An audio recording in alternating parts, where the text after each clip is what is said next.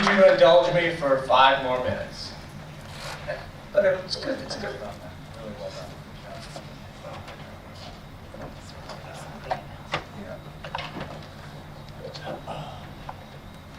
I love when people talk about a new era, a new generation, a new idea, something new that's going to happen. So let me, first we'll get rid of that, get rid of that. I'm just going to turn this off for a second. Hold on. I retired a year ago, Tuesday.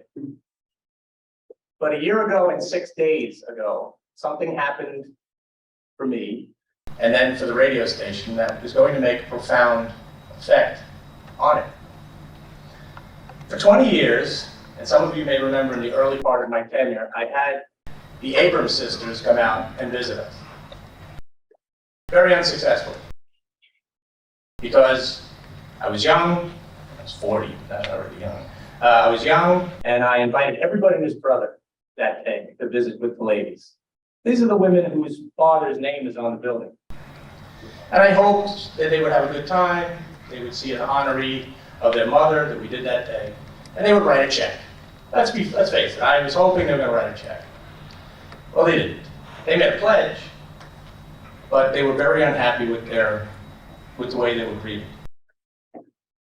So when I spoke with one of the sisters, his name was Marjorie, back then, she said, I was very upset, everybody was there, everybody was asking me for money, I just wanted to visit you, I just wanted to visit Bill Moser, I just wanted to visit people I know. So I'm terribly sorry. And we lost the donation.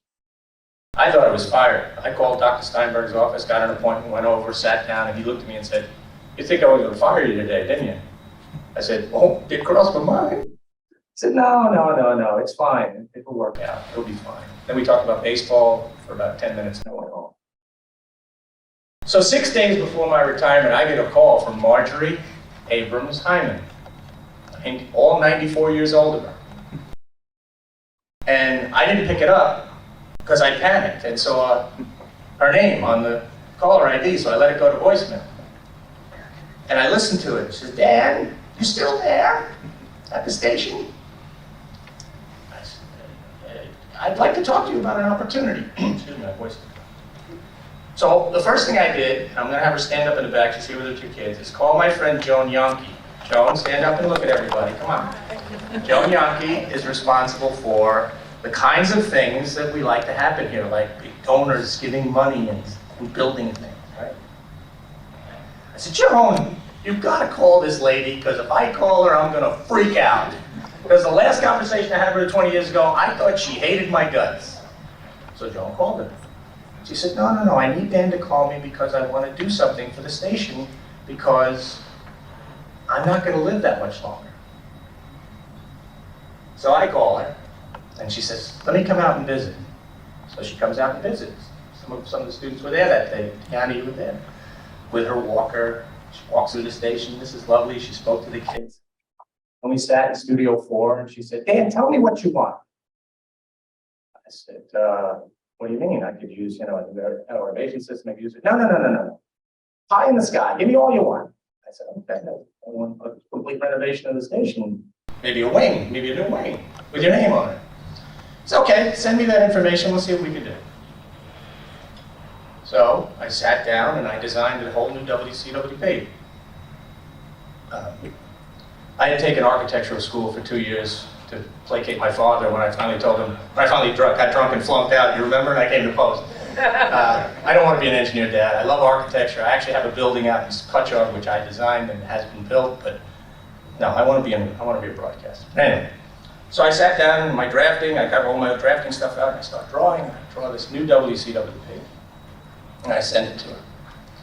And this goes back and forth, and we visit her at her Southampton home, we visit her at her New York club. I talk about old freaking East Side money. This club smelled 100 years old, you know what I mean? So finally, we settled on a gift that she has given us. I can find it, I'll show you. Yeah, a gift of $500,000. Wow.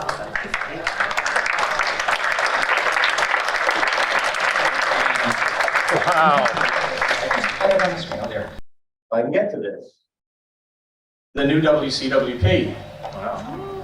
If you can see, the doorway to the new WCWP is where the transmitter room is. One of the things our new administration here at Post has done, one of the very positive things they've done under the leadership of Dr. Klein, is reimagine the campus. And to reimagine it so it's pleasant and it's fun to walk through and it's got good spaces. And the problem is, if you remember, you look out the window of WCWP and you see a loading dock. That's going away. The buildings will be connected by a beautiful brick walkway. An entrance will be on this side of the building where it belonged in the first place, because that's where people will see.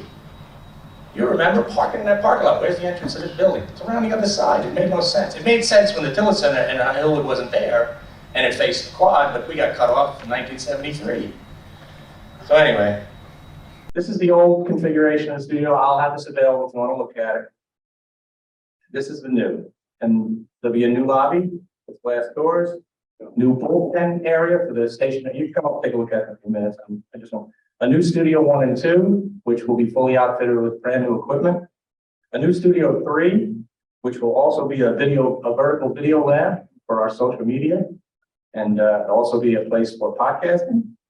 A new production studio, which is in the corner there. And the transmitter room, sorry ladies, well, 20 years ago I established gender-free bathrooms at the station because they both lock, the doors lock. So you're losing, the ladies' room is going away, and that's where a transmitter room is going to be made, encased in glass so people can see it. This has been a dream of mine for more than 20 years. And of course, it arrives 6 days before I'm going to retire. I wanted to curse her out, but I couldn't. Here's a rendering of the entrance. Here's a rendering of the new lobby. We'll have windows and an entrance. And here is where the old front door was, which is now going to be a walkway. I am so proud of this project, you have no idea. It's been 20 years in the making, and I'm thankful that not only was I able to design this new setup, but I'm going to be working on the projects to make sure.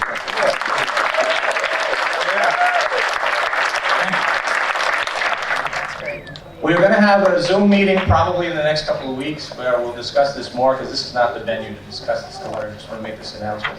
But this, people, extends the life of this radio station for a minimum of 10 years.